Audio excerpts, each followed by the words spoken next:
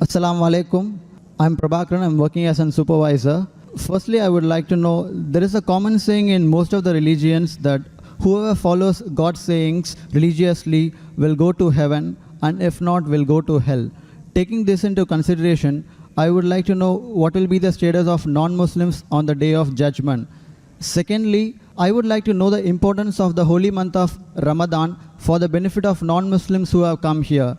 And finally, I would like to say, from the little experience I have gained in my life, I can strongly say Islam is the only religion which has clear-cut, sound theoretical knowledge supported with logical examples with reasoning.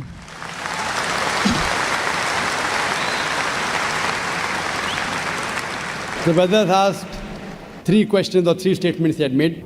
The first question was that all the religions say that if you don't believe in the commandments of God, you will go to hell. What will happen to non-Muslim on the day of judgment? Brother, as I mentioned earlier, the Quran says in Surah Nisa chapter 4 verse 48 and Surah Nisa chapter 4 verse 116, Allah, if He pleases, He may forgive any sin, but the sin of shirk, associating partners with God, He'll never forgive. So if a person dies as a non-Muslim and he associates partners with others, he believes in false gods, he does idol worship, he shall never go to heaven. Compulsory he'll go to hell. To go to heaven, you have to believe in one God, worship Him alone, and follow His commandments. Regarding a second question, what is the benefit of the month of Ramadan to the non-Muslims? Quran says in Surah Baqarah chapter 2 verse number 83, fasting has been prescribed to you as it was prescribed to people who came before you, so that you may learn self-restraint. The reason we fast is because we increase our taqwa, our God consciousness, our piety. And Surah Baqarah chapter number 2 verse 185 says, Ramadan was the month in which the Quran was revealed as a guidance to the whole of humanity, as a criteria to judge right from wrong. Ramadan is this month in which the glorious Quran, the last and final revelation, was revealed to the last and final messenger, Prophet Muhammad, peace be upon him. And the Quran says, this Quran is a guidance for humanity, not only for Muslims or for the Arabs, for the whole of humanity. And it is a criteria to judge right from wrong. So this month of Ramadan, how does it benefit the non-Muslims? Quran was revealed in it as a guidance for whole of humanity, Muslims and non-Muslims. Furthermore, beloved Prophet Muhammad said, Ramadan is the month in which the Satans, they are imprisoned. The gates of heaven are open and the gates of hell are closed. That means there are more chances you will do good deeds. A person does more good deeds in Ramadan, the chances of him doing bad deeds is less. As far as non-Muslims, the message of Islam may go very well in the hearts of the non-Muslims, because the devil, the Satan, the imprisonment. So more chances of the non-Muslims accepting Islam. More chances he'll come closer to Islam. Regarding a third statement, you believe that Islam has got theoretical points in it and it is backed up with reason and logic. So when you agree that Islam then rules and regulations which are backed up with reason and logic, my question to you in this month of Ramadan, then why don't you accept Islam? It is not a question of accepting Islam. For the matter of fact, I do accept all the religions, all the good things every religion is saying. So I don't have any... Brother, you say you believe in all the good things in all the religions. That means there are some bad things in some religions, correct? I do agree, strongly agree. Oh, fine. I want to ask you a simple question. What do you think is bad in Islam? Practically, I have not come across anything bad in Islam, but maybe in practice, people have... No, in Islam, don't talk about Muslims. Muslims may be bad. I'm not talking about Muslims. Okay. Talk about Islam. There are Muslims who may have alcohol, there are Muslims who may cheat. I have not come across anything bad about Islam. Very good. To be now very frank. You told me very frankly, you take good things of all the religions. You also said you know there are bad things in other religions. And you also said you don't know of anything bad in Islam. So yeah, now in the other religions, you are good and bad. In this religion, only good. Suppose I give you 2 glasses of water. One is pure water. Other water, pure water, and 1 drop of urine. So which water will you drink? Good water, of course. Good, pure water. So this is a pure religion. Absolutely pure, without adulteration. Now, when I realize it is pure, when you are thirsty, you will drink the pure water. No, I believe it is pure, but I won't drink it. It doesn't make sense. If I want to get admission in a university, I do my survey. This university is the best.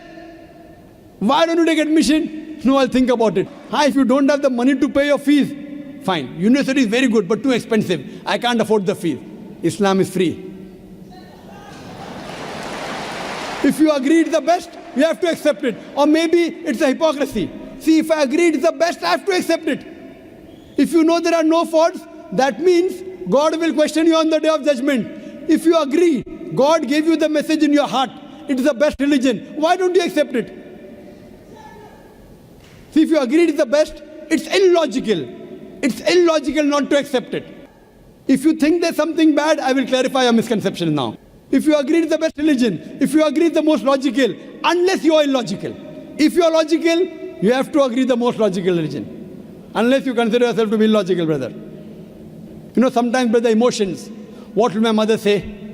What will my father say? What will society say? Muslim! So these things may prevent you from accepting. I agree. It's difficult. It's not easy, brother.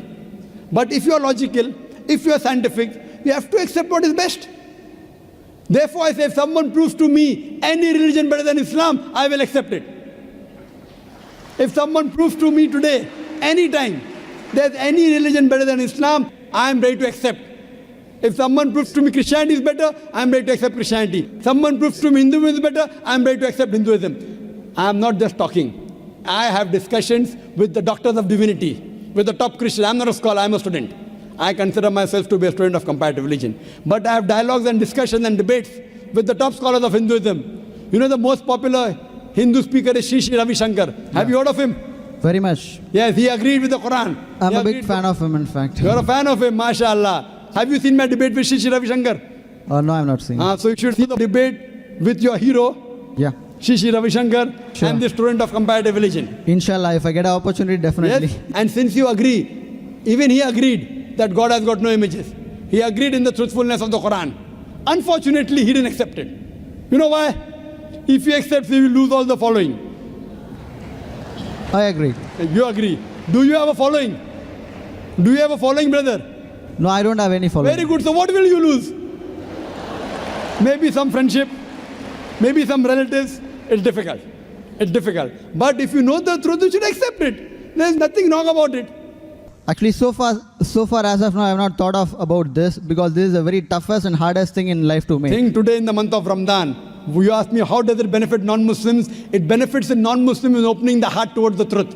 So I request you to think it over. If not today, yet you have another 3 weeks.